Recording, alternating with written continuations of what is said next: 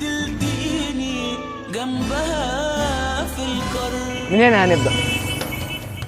مصر مدرسة وجامعة سلطان قلاوون في حجر سحري محطوط على الحيط مشهور جدا بين الناس، بيقولوا ان الحجر مسحور وكان بينور بالليل في وقت معين، في ناس كانت بتقول انه بيمتلك قوة غريبة وكان بيساعد على الشفاء من الأمراض، وعشان كده كان بيجي ناس من أماكن بعيدة عشان يستفيدوا من البركة دي. النسيم في الليالي وبياعين الفل.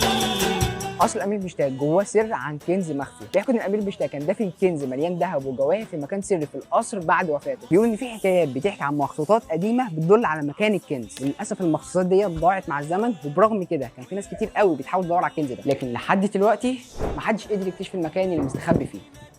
بيت السحيمي. مصر السما الفستقي عصافير معديه. بيت السحيمي او في اللغه الدارجه السحيمي اللي اتبنى في القرن ال17 واللي ليه سمعه انه كان ملجا للصحراء والمشعوذين، وبيحكوا ان في جلسات سحر بتتعمل جوه المكان في الغرف الضيقه، وفي ناس بتحكي انها سمعت اصوات غريبه وشافت ضلال بالليل، وده خلى ناس كتير قوي تعتقد ان البيت مسكون بالكامل.